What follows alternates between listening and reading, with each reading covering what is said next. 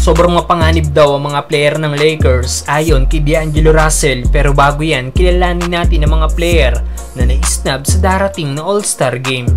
Inanunsyo na nga po kanina ang mga reserve ng East at West para sa darating na All-Star Game at maraming sikat na player nga pong hindi nakasama sa All-Star.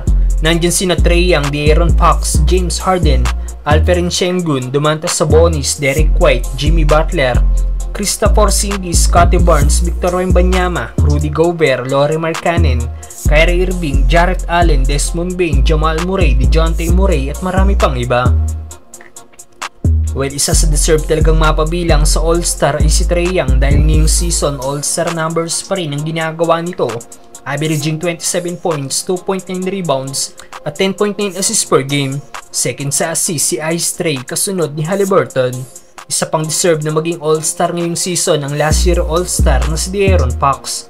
All-Star numbers din ang ginagawa ni Fox sa Kings ngayon kung saan nag-average ito ng 27.2 points, 4.1 rebounds at 5.5 assists per game.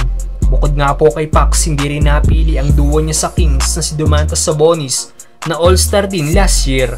Nag-average si Sabonis ngayong season ng 19.9 points at siyang league leader pagdating sa rebounds ngayong season na may average 13 rebounds per game. Sino para sa inyong biggest snub sa All-Star mga brother? Samantalang D'Angelo Russell, sinabing lahat daw ng player kanina ng Lakers ay mapanganib. Ginulat nga po ng Lakers kanina ang Boston Celtics dahil in-upset nga po nilang home team at pinalasap dito ang kanilang ikatlong talo sa kanilang pamamahay nang walang LeBron James at Anthony Davis. All-around effort nga po ang ipinakita ng Lakers at 6 na player ng team ang naka-score ng double digit. Leading si Reeves na may 32 points, 16 points si Nadilo at Hayes, 15 points si Rui Hachimura, 11 points kay Taurean Prince, 10 points kay Jared Vanderbilt. May 9 points off the bench naman si Max Christie. At ang isa sa X-factor ng panalo ng Lakers laban sa Celtics ay si D'Angelo Russell na kahit maalat na naging shooting ng Lakers guard na may 5 of 20 shooting sa field, bawing-bawi naman nga po sa dami ng assist na nagawa si D'Lo. Nagtapos nga po si D'Lo na may 14 assists sa Lakers. Season high para kay Russell.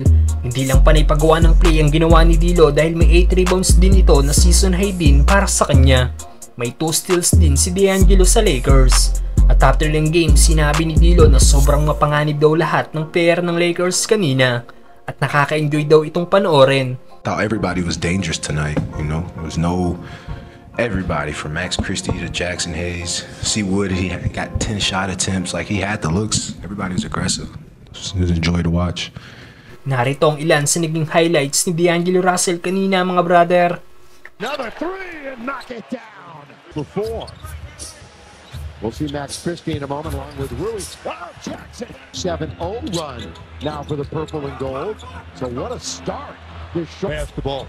Well, we mentioned Boston doesn't turn you over a lot. Lakers haven't turned it over at all. Before you, Drew Holiday. What a basketball family. What a talented, incredible basketball family. D'Lo!